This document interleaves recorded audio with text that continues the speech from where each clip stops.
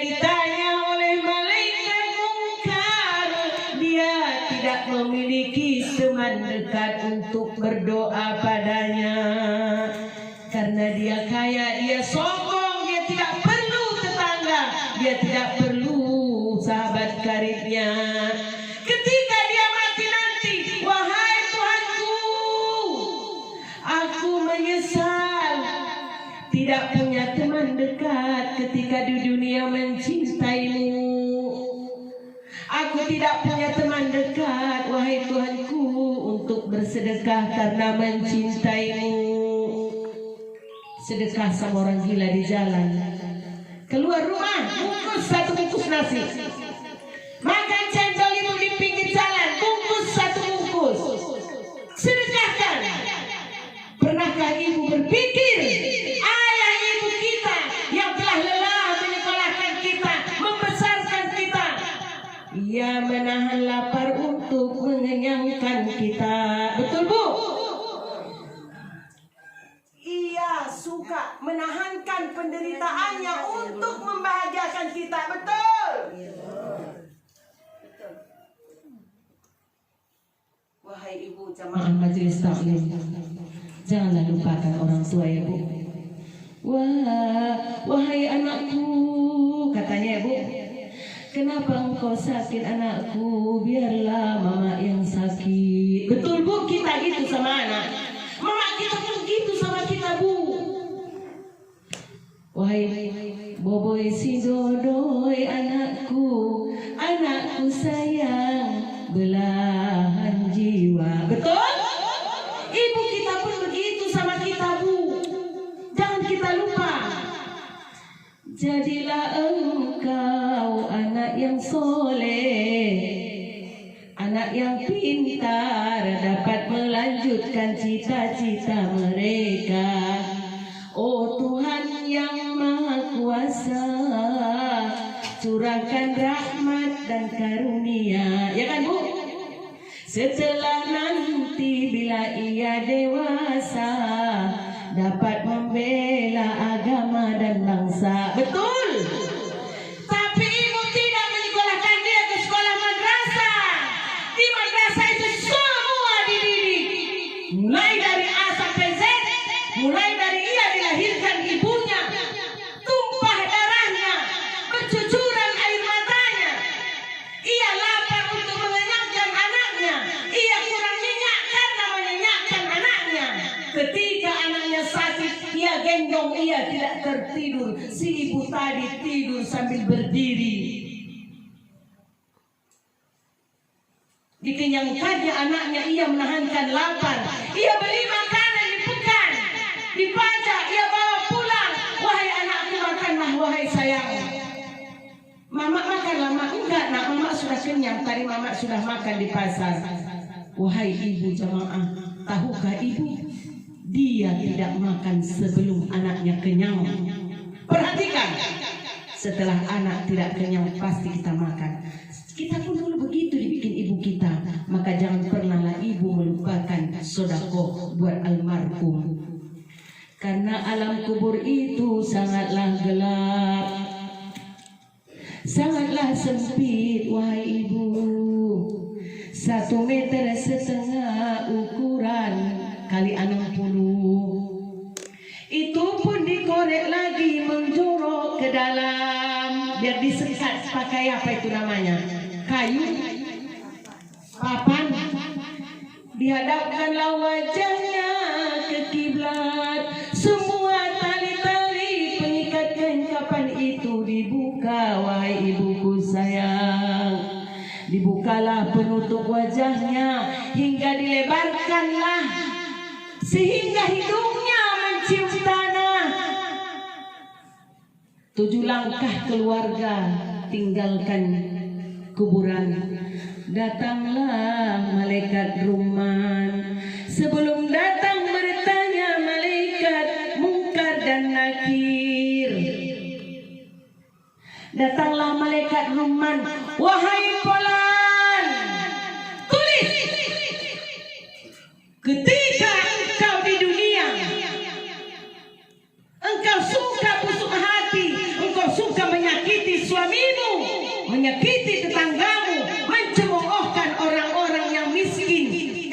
tidak bisa memakai baju cantik, lalu engkau malu berteman dengannya. Padahal tahukah wahai ibu, justru seperti itulah kita kawan. Saya ada 2 kawan saya janda Bu, sama-sama meninggal. Suka saya membawanya ceramah.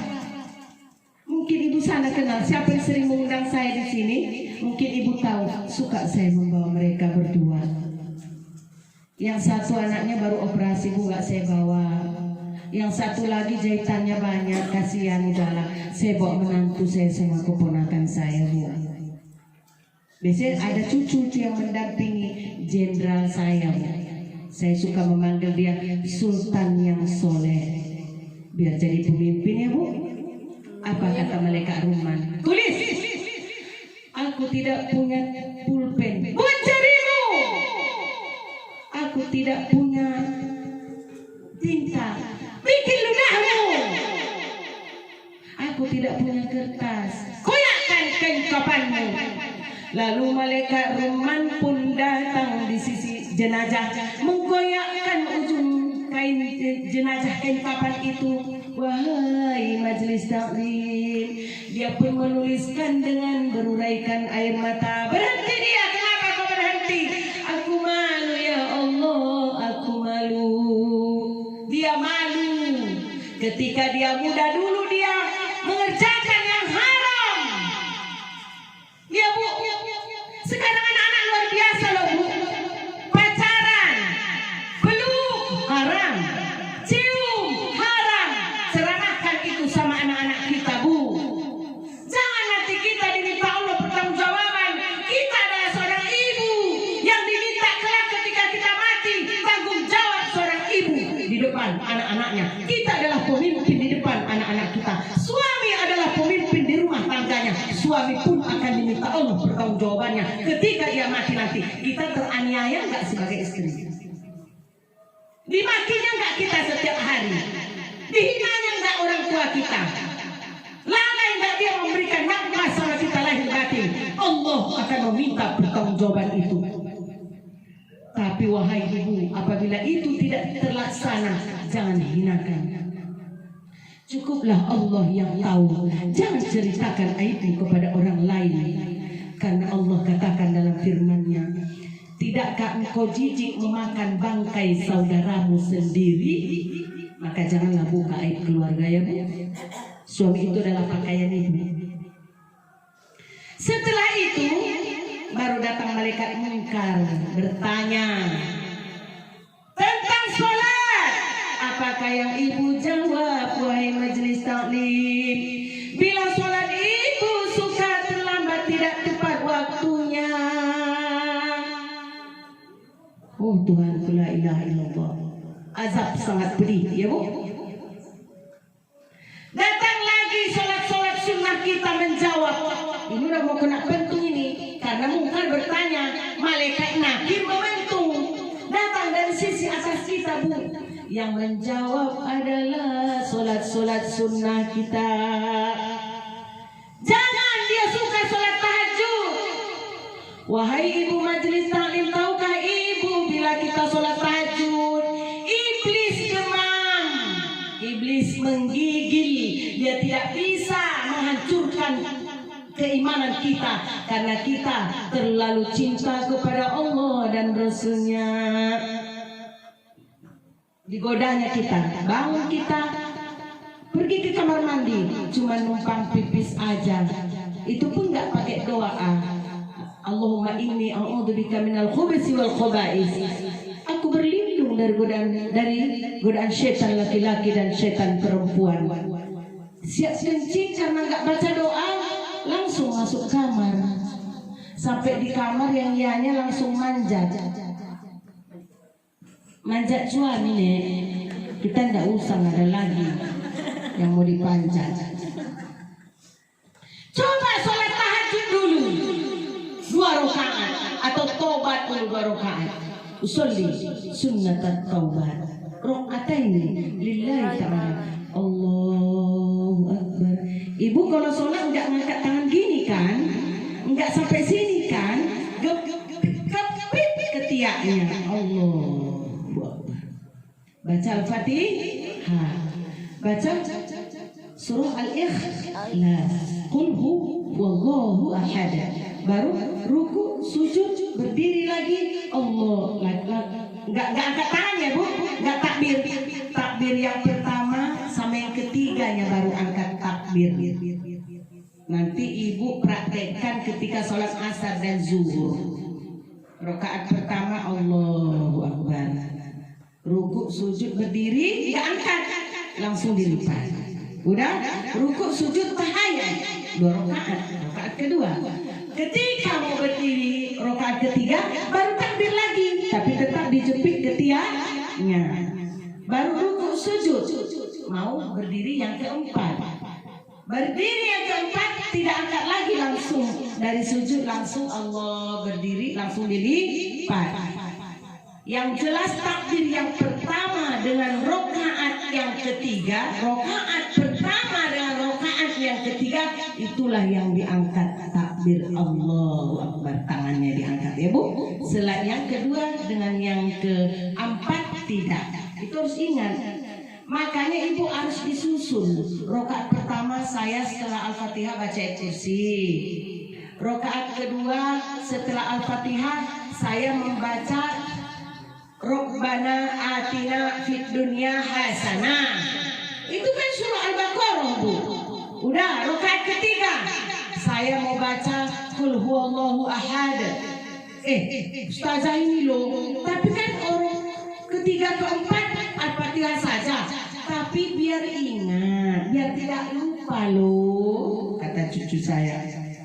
Ya kan Bu? Oh tadi saya sudah Al-Fatihah, Al-Ikhlas, berarti udah rakaat ketiga. Gitu kan Bu? Kita mau lupa, kita lali, pikirkan cucu, anak, menantu, semua masih kita pikirkan. Padahal mereka sudah berumah tangga. Itulah kasih sayang tadi. Kasih sayang Ibu. Ya Bu? Kasih Ibu tiada terperi. Betul? Kasih ayah sepanjang galah, kasih saudara selagi kaya, kasih teman selagi ada, selagi baik sama letuto. Ya Bu? Sudah. Rakaat keempat setelah Al-Fatihah baca An-Nas atau Al-Falaq. Pasti Bu nggak lupa. Padahal yang diwajibkan adalah surah Al-Fatihah saja dalam sholat. Kita baca sani surah pendek untuk menambahi amal ibadah kita dalam Al-Quran. Kita sudah mendarus Al-Quran dengan membaca ketika sholat. Tapi kita tambah lagi biar kita nggak lupa. Waktu tahiyat udah 3 apa 2 ini ya? Waktu tahiyat nggak berdiri-berdiri, tapi at-tahiyyatu mubarakatuh nggak dibaca-baca. Karena Ibu sanksi. Ini yang kedua apa yang ketiga ya? Yang kedua apa yang ketiga ya? Biar tidak terjadi seperti itu, catat, taruh itu Ibu, kertas selembar, tulis di dekat sujud Ibu. Seminggu ini dari hari Senin sampai Sabtu besok, sampai Minggu ya, Senin sampai Minggu, Seninnya Minggunya lagi. 1 minggu ini khusus rakaat pertama setelah Al-Fatihah ayat kursi, rakaat kedua setelah Al-Fatihah Rabbana atina. Ya Bu, itu doa kebaikan dunia akhirat itu Bu. Selamatkan Allah kita dari api neraka. Ya Tuhan, berikan kami kebaikan di dunia dan kebahagiaan di akhirat, dan jagalah kami dari siksa api neraka. Itu artinya saya suka membaca itu 10 kali. Ibu berapa kali membaca satu hari? Sudah berdoa sekali cuma saya Rabbana atina fid dunya hasanah wa fil akhirati hasanah wa qina adzabannar. Rabbana atina fid dunya hasanah wa fil akhirati hasanah wa qina adzabannar. Rabbana atina fid dunya hasanah 10. Ada sih orang mendeling. Pantasnya lincah. Sudah saya tebak tadi. Ini orang kami ini lincah orangnya. Ya Bu, 10 kali baca. Udah. Takbir yang ketiga kedua setelah Al-Fatihah. Ibu ingat apa tadi di situ? Al-Falaq.